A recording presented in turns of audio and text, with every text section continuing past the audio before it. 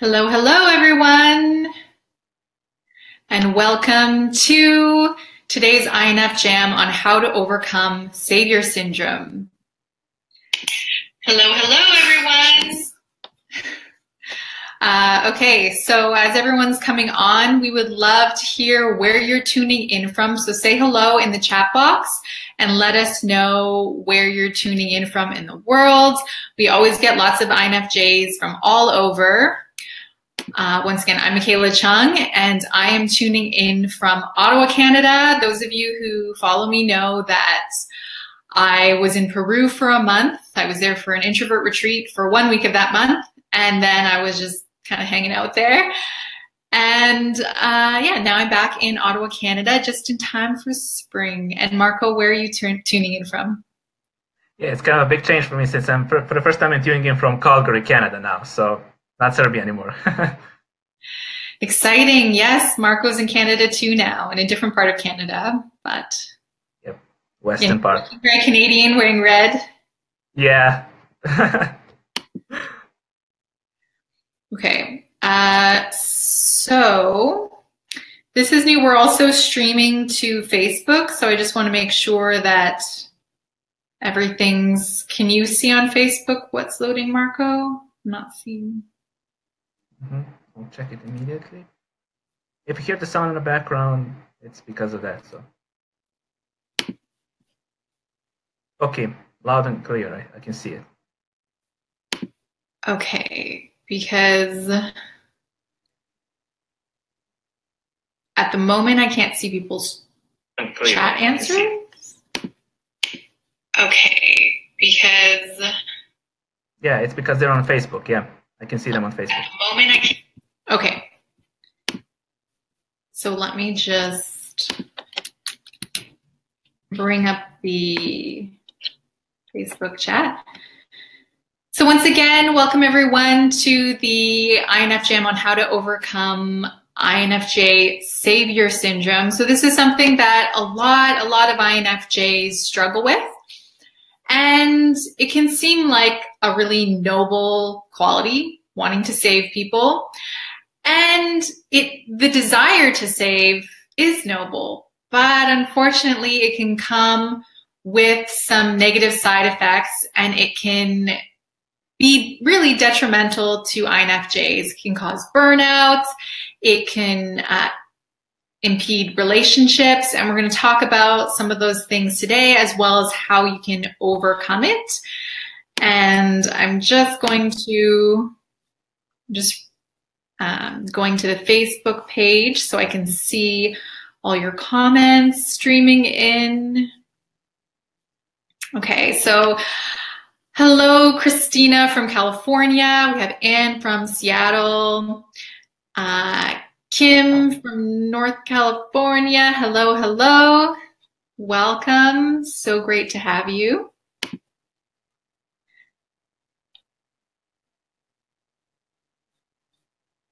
Okay. So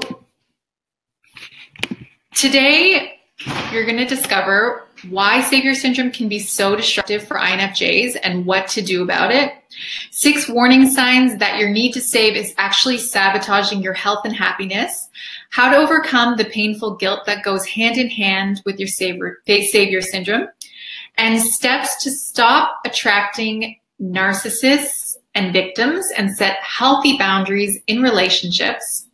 And as always, we'll also leave time for Q&A so you can ask your specific questions about struggling with Savior Syndrome or anything to do with, challenges of being an INFJ. So just a quick reminder that this is a safe space. We like to keep things constructive.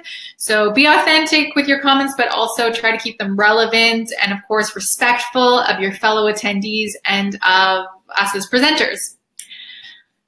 Okay, so what is Savior Syndrome, otherwise known as a savior complex? Well, PeopleSkillsDecoded.com describes it as a psychological construct which makes a person feel the need to save other people. This person has a strong tendency to seek people who desperately need help and to assist them, often sacrificing their own needs for these people. And now I know that's going to strike a chord with a lot of you, especially the part about sacrificing your own needs so that you can help other people. So Marco, why do you think that INFJs struggle so much with Savior Syndrome?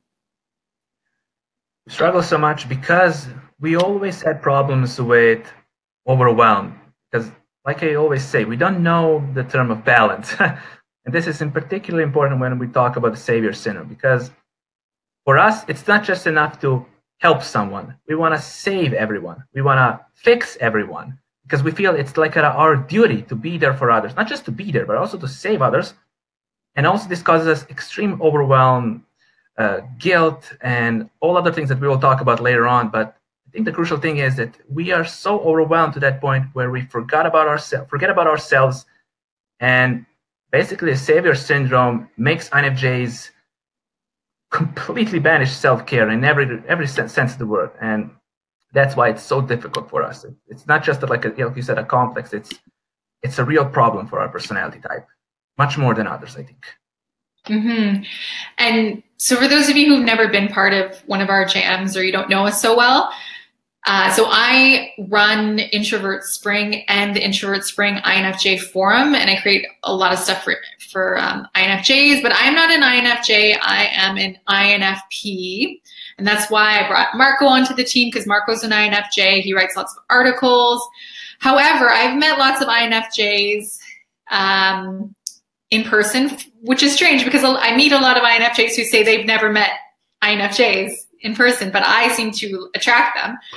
And so I've met a lot of INFJs, and actually recently during the introvert retreat in Peru, which happened last month, I met 2 INFJs there, and it was really cool to be able to just, spend a whole week with a couple of INFJs and to see these challenges and to see, these little personalities in person, because it really gave me a better understanding of,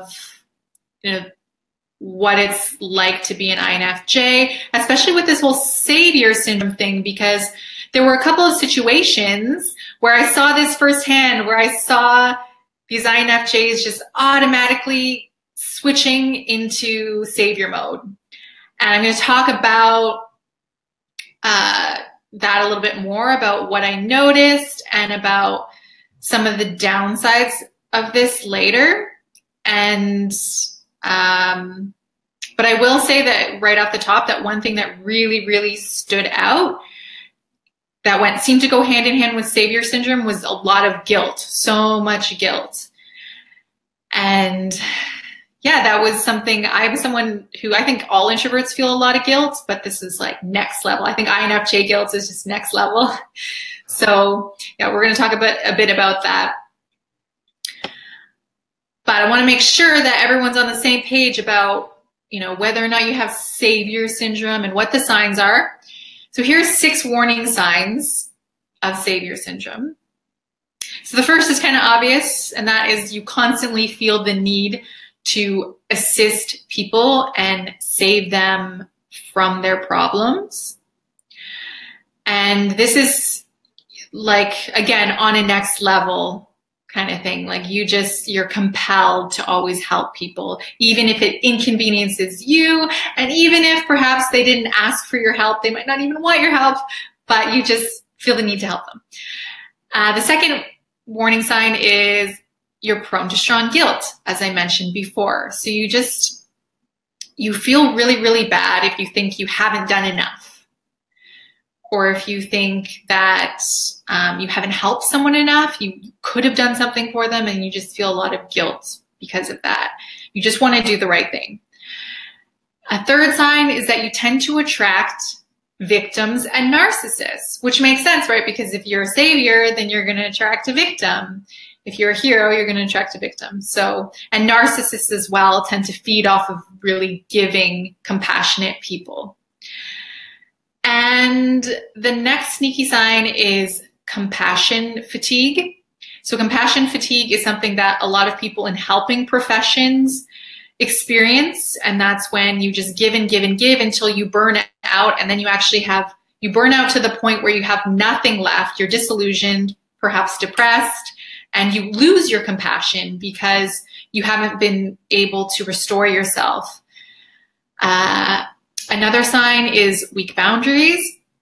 And I think I might have given 7 signs here, but another one is, the final one is trouble putting yourself first. So this is a big one for people who struggle with Savior Syndrome. You're always thinking of other people, what you can do for them. And it's actually really difficult for you to do things for yourself, to put yourself first, because if you do, you feel guilty. It just feels wrong. So let us know in the chat box if any of those warning signs resonate with you, which ones stand out the most, if it's compassion fatigue or the guilt or attracting victims and narcissists. Let us know in the chat box what resonates the most. We'd love to know. Marco, what would you say for you, which one of those stands out the most? Yeah, I'll definitely share that. And I sense I haven't said enough for why we struggle with it. So I'll combine why we struggle and with my own personal one. So absolutely, I think my biggest one is people tend to share stories with you, personal stories. And I think this is something that so many INFJs can relate with. People, strangers, they love sharing their personal lives with us. So immediately after hearing some bad news or something that resonates with us, because a lot of people went through so many bad things in their life, we automatically by default sense this obligation that, hey, we need to save this person, we need to fix them, which is wrong. The only thing that we can do, and this is something I struggled so much in the past, I've mixed the terms of saving and helping and fixing and being there. So that's my biggest issue. And I think that's what I forgot to mention, why we struggle with the Savior Syndrome, because we mix those terms and we forgot that it's not our job to save people. It's not our job to fix anyone. Our job is to be there for others, for the ones we cherish, to respect. Sorry. It's okay. We forgot that it's not our job. I'm trying to get to the comments and it keeps on doing this. Turn off the sound on the second window. I did that. Turn off the sound on the second window on Facebook. That's what I did. Oh, okay. Where do you find the sound thing? And the lower right bottom of the screen, lower right bottom of the live.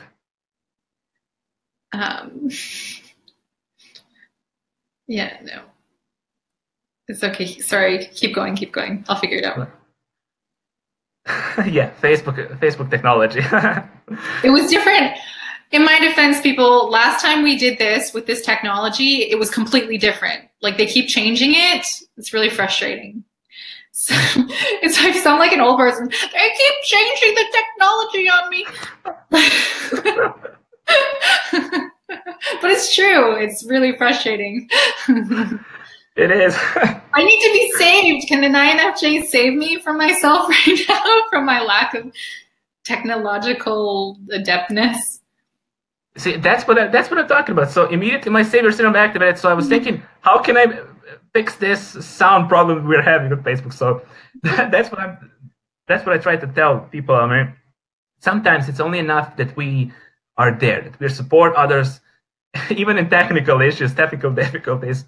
But we INFJs, and myself included, we tend to mix these terms with saving and helping and being there. And we think that people desperately need to be saved. They don't, because many people will not accept to be saved because they will see that as they will take this defensive stance in front of our energy, because we are a people-oriented person. I always say that, and I'm repetitive, but it's true. So, like Michaela said, then worst case scenario, we start feeling guilty because, hey, we couldn't do anything, we didn't do enough, which is far worse. So we start feeling guilty, and every single problem we encounter from other people, we will feel that, hey, it's my job to correct this problem. It's my job to fix this. No, it's not. Your job is to be there, to support, and to listen, because that's worth more than any saving or fixing or anything similar. And that's what saving actually means. But like I said, there's no balance with us, so we are either all in or all out. Just like you said, Michaela, when you meet an INFJ, immediately you will see this, hey, we are constantly there. We want to be there nonstop. And that can be kind of overwhelming for others, not just for us as INFJs. So, yeah. Yes, that's definitely true. So, Marco, do you see any comments to read that you want to share? I saw from Ruth, you're teaching us how not to help you. Well,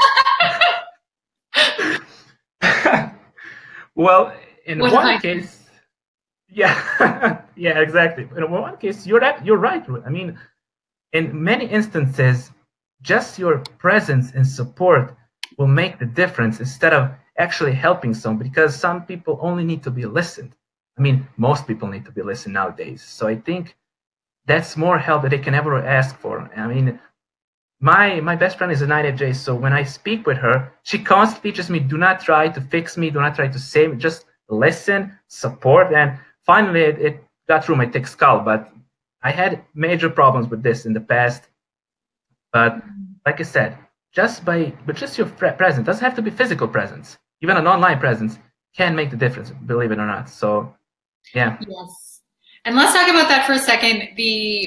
So in relationships, so I think when it comes to Savior Syndrome, you can probably see how it's affecting you in that, the guilt and the burnout and maybe attracting toxic people.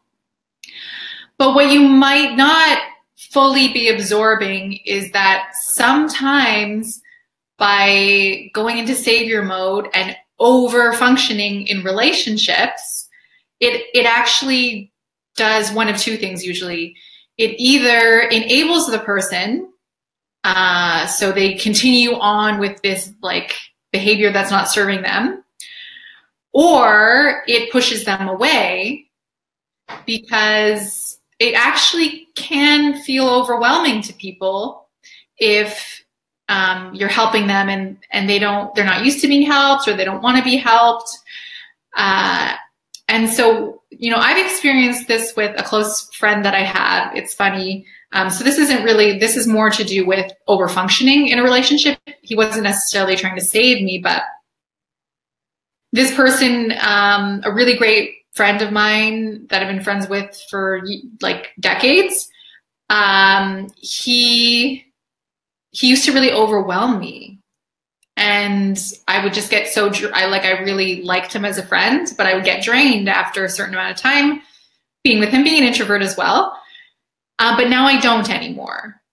And we were talking about it the other day. I'm like, what changed? Why don't I get as drained with you anymore? And I think we both kind of changed. As you mature, you're able to read people better. But one thing he said really stood out, and that is that he said he stopped trying to please people so much. He said he used to be a real people pleaser, and he was just always concerned about making everybody happy. And I realized, yeah, that makes sense, that was really draining, because when someone's always just like trying so hard to please you, it's like you can't relax. And they're kind of on edge, so you're on edge. And so it's the same kind of dynamic with always trying to help people, is that it can actually drain them. So that's one thing to keep in mind when you kind of like switch into that automatic, oh, you got to save them, think, well, how's this going to affect that person? And so going back to the INFJs that I've met in person, one thing that I've noticed is, this isn't all INFJs, but with some INFJs, there was like there's a kind of a guardedness and a closedness. And sometimes I think as an outsider, it can maybe feel like judgment. And what was interesting was the moment there was a crisis with somebody, like if somebody was vulnerable, in a situation where they were hurt, they were vulnerable, where they needed help, immediately the INFJs would like switch into, oh, gotta help them. And then they would completely change and be like open and giving and loving, and then just embrace this person who needed their help. But it was just an interesting dynamic, because, well, what about the people who are well adjusted and who don't really need saving, but could be really good for you? could like bring a lot of love and joy to your life, could be great friends, but they're like healthy, well-adjusted people, and they're not dying, or what about those people? So how do you find that balance?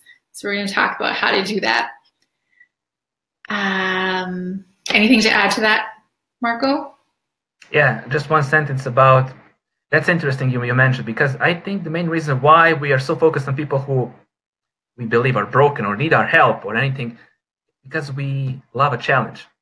And because when we have a healthy friendship, a healthy relationship, everything is good. Nothing is changing, But when we see someone who is maybe in trouble, that's the shift that you're talking about.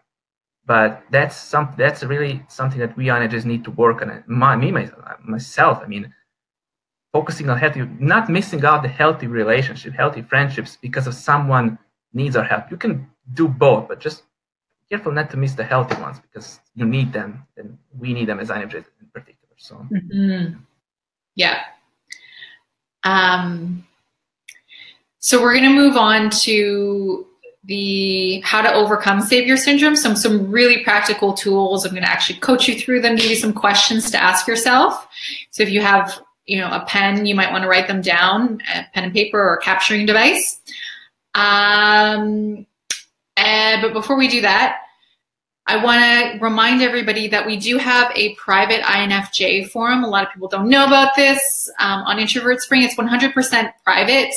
And with a membership, you can access INFJ blog posts, discussions, private messaging with other members. You also get resources we don't share publicly. So you get recordings of past INFJams. And we have I don't know how many of them now, but we've been doing these jams for a couple of years now.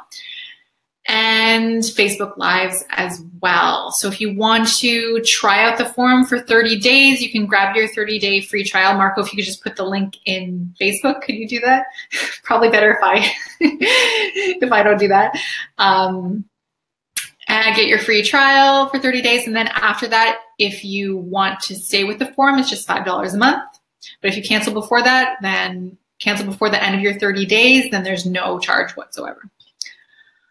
All right, so let's talk about those ways to overcome Savior Syndrome while still making a difference.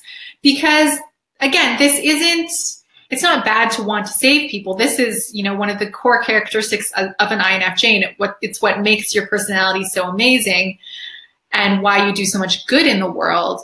But you don't want it to happen at the expense of your health and well-being and your relationships. So this is all about how you find that balance and how you still help people and make a difference without all the negative consequences. So here's one mindset shift to help you with this. And that is to remember that you're only responsible for your own actions. You're not responsible for other people. So let's take a look at this. What happens when you feel responsible for someone else?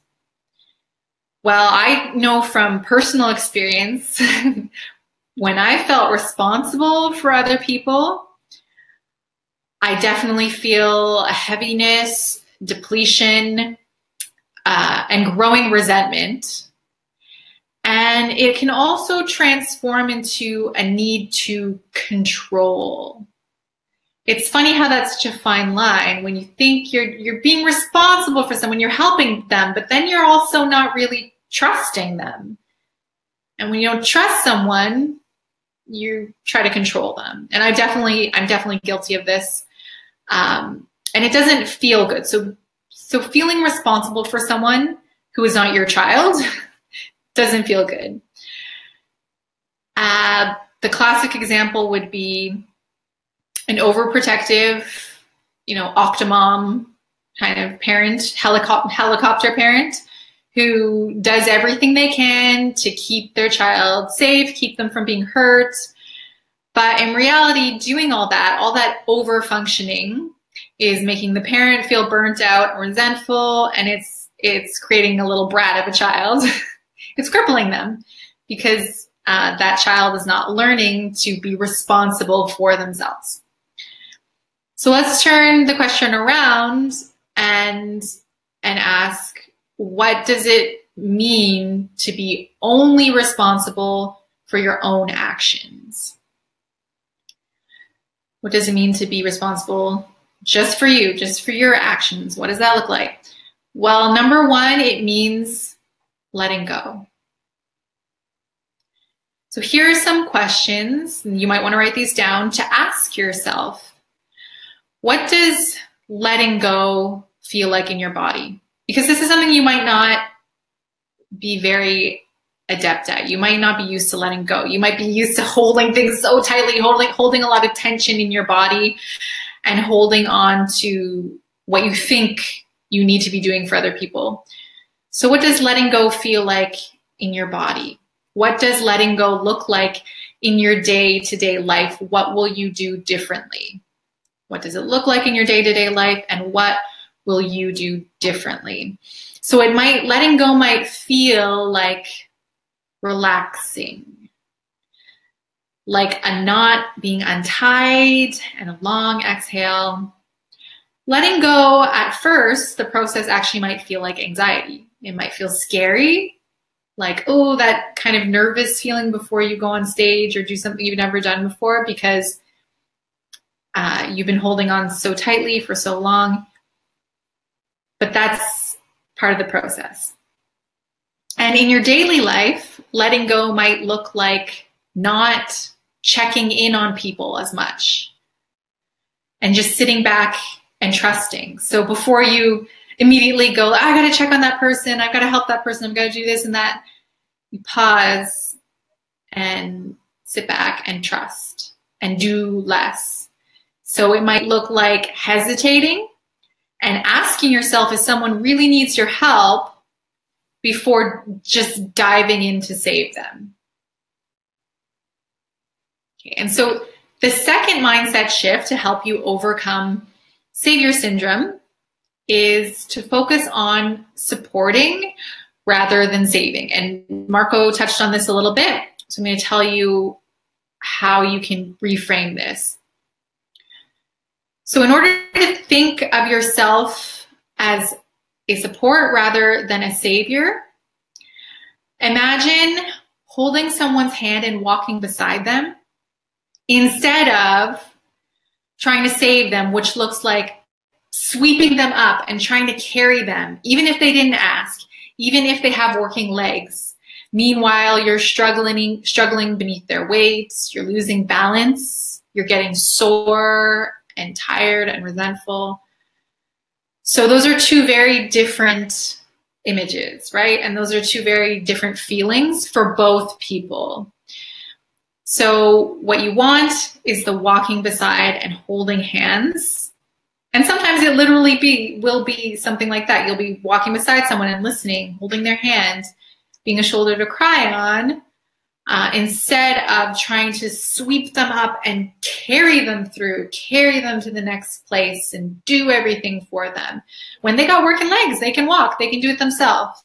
Maybe they want to, maybe they need to walk themselves so they can strengthen their legs. That's part of their process. And, you know, you would be doing them a disservice to take that away from them. Okay, any comments on that? Marco, are you seeing any comments? Anybody like to share their own experiences or what you struggle with most in overcoming Savior Syndrome? Yeah, I'm seeing one comment from, I'm not sure how to pronounce his name, but Wasi, I think it says, for him it feels like apathy and he doesn't like the feeling. Well, true, it can feel, like Michaela said, it can feel uncomfortable to say the least. But also what Michaela mentioned is you gotta trust people that they can handle stuff of their own. You gotta trust them, you gotta believe that. Also, like Michaela said, you don't need to carry them. Just hold their hand, walk next to them, and don't put them on a pedestal. Because we do this as INFJs. I did that as well. We put people we cherish on a pedestal because we believe that we are helping them, we are saving them, so we are kind of below them. That's also one of the issues we're having with the Savior Syndrome. But just support those people and trust that they can handle their own problems, but be there for them. That there's no harm in it, but don't overwhelm yourself as well by being too much there, because give yourself just 1% of that care that you give to others out of the 99% that you give to everybody else. So those are my 2 cents. I'm glad that he mentioned that apathy, the feeling of when you're not helping someone, it can feel very uncomfortable. I'm guessing that's what he means. And that's something to look at as well, is are you really helping them if it's only to relieve this anxiety or this apathy or this sense that you're not doing enough? And I experience this sometimes with my coaching clients, is that there's sometimes this feeling of wanting to do the work for them, but you can't do the work for them. That's not what a teacher does, or a mentor. The true job of a mentor is to facilitate and to help them come to the answers on their own, and so they actually learn how to do it themselves. And it's the same with helping people, is you can still help them, but in the way of, you're creating that frame as opposed to, building the whole home for them and helping them move in. Yes. So for those of you who are watching us through webinar Jam Jendi, if you want to leave comments, it looks like you cannot leave comments here like you used to be able to. Sorry about that. But what you can do is open up Facebook and go to facebook.com/introvertspringinfj. And you will see this video streaming, and then you can comment there. Okay, so again, if you want to comment, open up Facebook and go to facebook.com/introvertspringinfj. And you will see this Facebook Live there, and you will be able to leave comments. Yeah. Okay. And again, you'll also see the link to our private INFJ forum there. And that's where you can connect with other INFJs in a private setting, leave messages, private message, see other people's profiles, see blog posts, and past INFJams. You can check it out for free using the link that Marcos posted on the Facebook Live. Okay, so let's talk about one more way to shift things for you. And that's by pausing and asking yourself these 3 questions before helping someone. So the first question is, was I invited to help? Does this person actually want me to help them? Sometimes you don't get a verbal invitation, but you kind of know when people are like open to being helped. So that's the first question. Was I invited to help? The second question is, am I doing this for the other person's well-being or to relieve my own anxiety? So is it truly about helping them, or is it to relieve my own anxiety or my own discomfort, apathy, whatever you are feeling?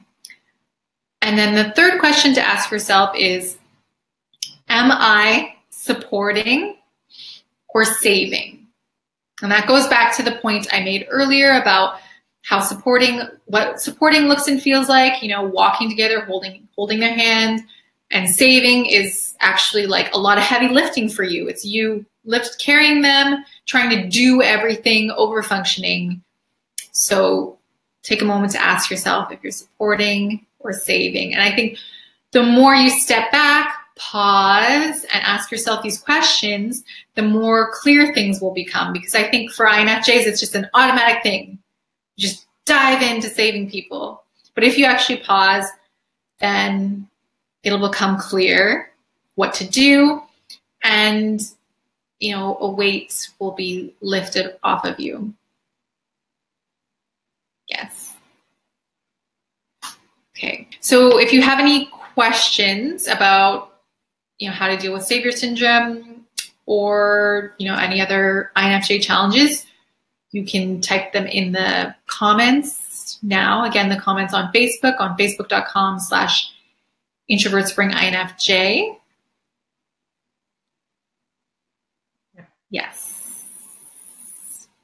Are you seeing? You can. I'm not looking at the comments because I can't really. Yeah. Oh, I'm following. No worries. Okay. Okay, so we have one from Sarah.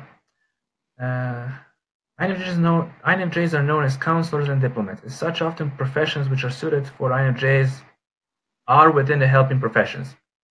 I find it hard to draw the line as a social worker with actual clients dependent on the support and care provided, even within the context of supporting towards independence. This is a wonderful comment. I love this comment, Sarah. Do you want to start with this, Michaela, or should I? Well, I will say that it's important, especially in a work setting, to have those clearly defined boundaries. And I know everyone talks about boundaries. It's like, what a boring topic. But of course, this is a huge thing. And it's not just about, it's about both people's boundaries. So the boundaries of the person you're helping, and having your own boundaries that you set out ahead of time. And I think this is maybe the step that people miss, is that you have to have your boundaries in place before you're in the fire, before the crisis happens. Because if you try to decide on the fly, then you're going to, you know, lean in the direction of doing too much and burning yourself out. So sit down and think about what does not feel good for you, what is not appropriate, and what is reasonable.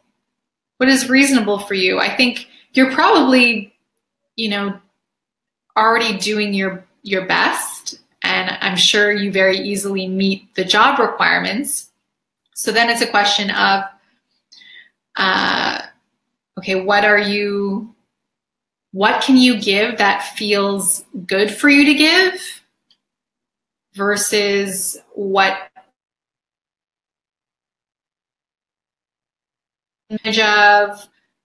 what feels draining or like a little bit of an overstep of your boundaries.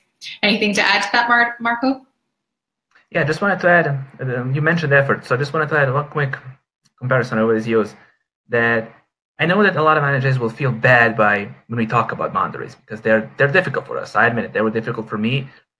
But you got to remember one thing, that your 50% effort is equal to most of the people's 99% effort.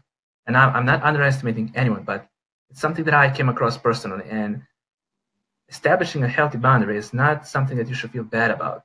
It's not something, nobody is rejecting you. Nobody is doing anything nobody will abandon you because of it. You won't abandon yourself, and you sure as hell won't be selfish because of it. You're just doing something that will help you. It will protect you, and it will protect and help others. You're actually looking after others by establishing boundaries. So as much as hard this is for you to hear, that's the truth. Yeah. Yeah, that's a really key thing, is boundaries make people feel safe. I'm not just talking about you because you're setting them. Boundaries make other people feel safe. Yeah, because they know that you are responsible for yourself and that you are confident enough to set boundaries, and they know their place. It does make, like children, for example, they feel safer when they have, you know, parents or caregivers who have healthy boundaries, because they know where they stand, and that's, you know, that makes sense to them.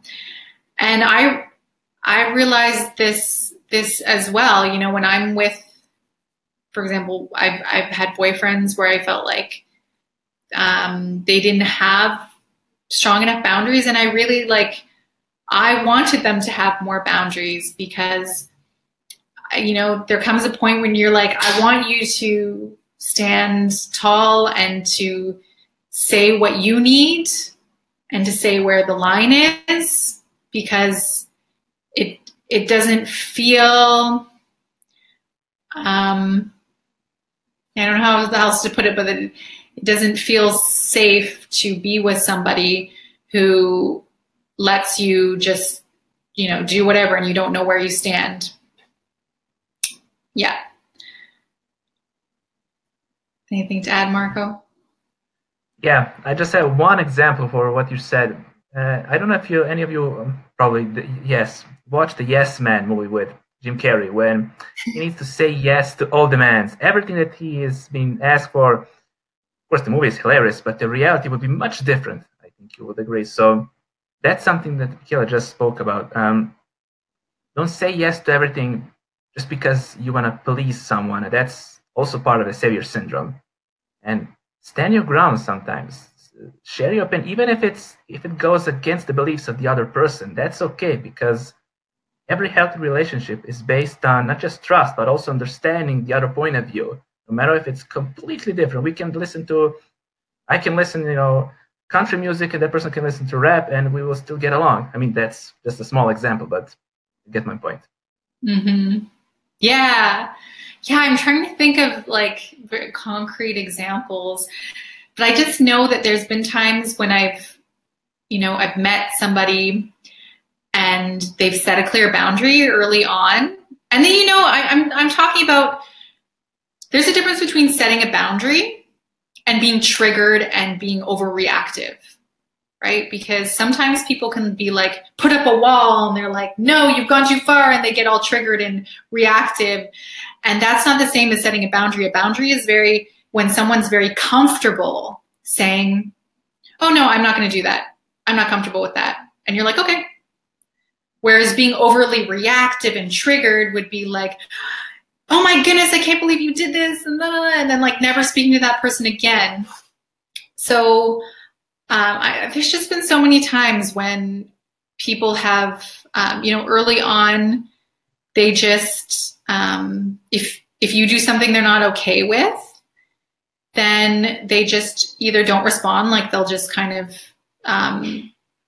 maybe like, okay, well, this isn't working for me, so see ya. Or they just make it clear in a very non-reactive way, just in a very straightforward way. And it always made me feel like, oh, I have so much more respect for this person. Well said, Michaela. And I have one question. This is a great question from Jim. If you have been over-functioning in a relationship, what are the best ways to renegotiate things? How do you communicate this without them feeling rejected? How much do you say versus just change your actions? Yeah, that is such a good question. And I was thinking of making a video about this very topic, actually, about, how to stop people pleasing, especially in romantic relationships.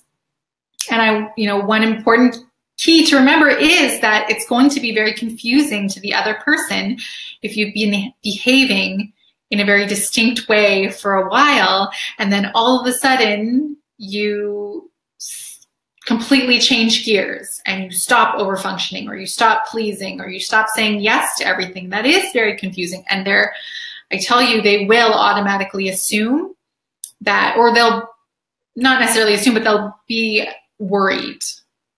They'll start to feel insecure and worry that you don't love them anymore, or what have you. So it's a great question.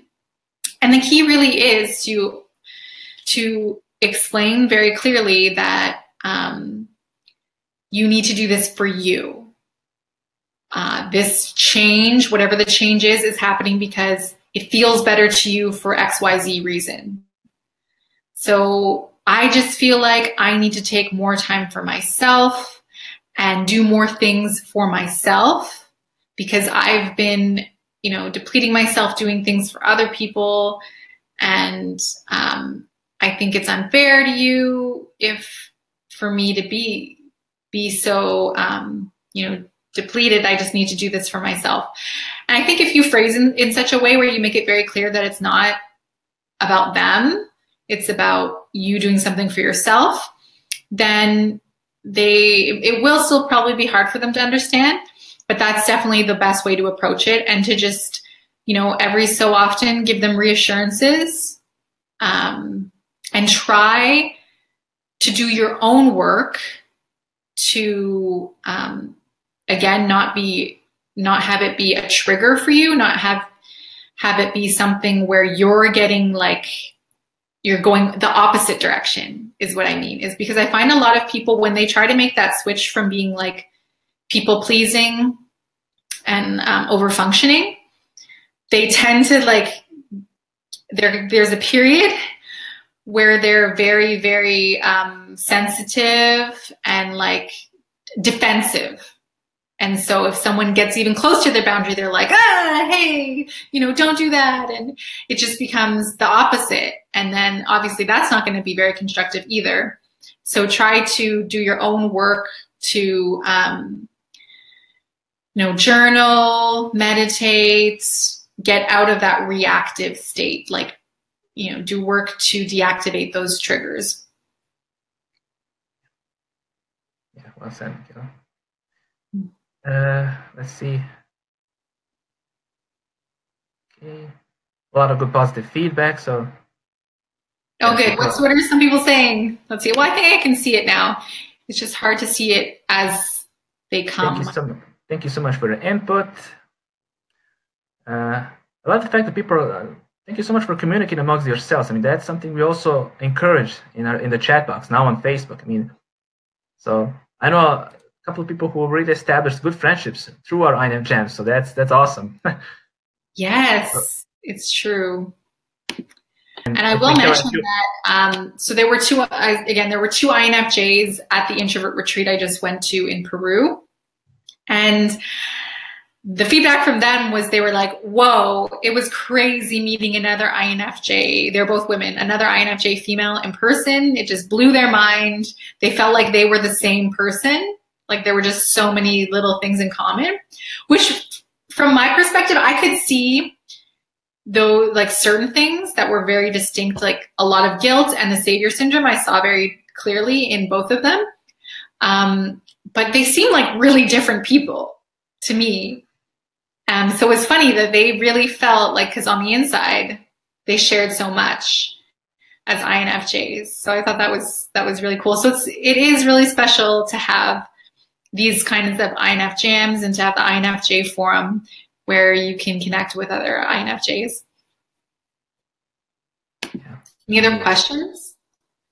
Not as far as I can see right now. So please feel free to ask us any question regarding the topic we're sharing. I mean, this is a really interesting topic, and of course you can check the forum, but for the time being, ask us any question regarding the savior syndrome. So let me see, chat box. While you're answering, I'm going to add one thing. You said a great thing here, Michaela. I mean, we have this fear that when we, as INFJs, when we receive a boundary, and we already have the savior syndrome activated, it's on almost constantly. So we're afraid that that person will reject us in some way, that will abandon us, which is, of course, not true, because that's a healthy way of thinking. When you receive something like that and you accept it, okay, I need to improve this, I need to change something. That's why I always, from time to time with my friends, I always ask them, is there something I can change in my behavior? Is there something I can improve? Maybe something I need to stop doing? But I also know a lot of people who do this as well. However, the difference is they're afraid to hear the answer. So if they hear, well, actually, yes, there's something that is bothering me, so you need to change this. So immediate anxieties, oh no, why did I even ask this question? So don't do this to yourself. Ask the question if you want, but don't be afraid to hear the answer, because that's one of the healthy ways of how you can establish a friendship or a relationship or anything. Yes. It's worth it to have those difficult conversations. Yeah, and I'm a firm believer in having that, like an initial conversation when something is, like you said, something needs to be changed in other person's behavior or actions. So we are good in conversations. So what the question was about combining conversation and action, by all means, first have a conversation, establish a ground rule, that healthy boundary, and then take action, because you already gave the warning signal and hopefully the person accepted that. But like I said, that's always better than being overwhelmed, burnout, and just having an unhealthy friendship or any kind of connection. Yeah. Yes, indeed. Okay, well, I think that about covers it. Yeah, thank you everyone for joining us for this INFJam. We do INFJams the first Tuesday of every month. We took a teensy break there for a couple months as Marco and I were both traveling and whatnot. But we're back with the regular INFJams. So yes, be sure to check out our private INFJ forum and grab your free 30-day trial. All right, thanks so much everyone for joining. Thanks for co-hosting, Marco. Thanks, Michaela. Thanks, everyone. All right, so we'll see you on the Facebook page and we'll see you hopefully in the forum as well. All right, take care. Bye, everyone.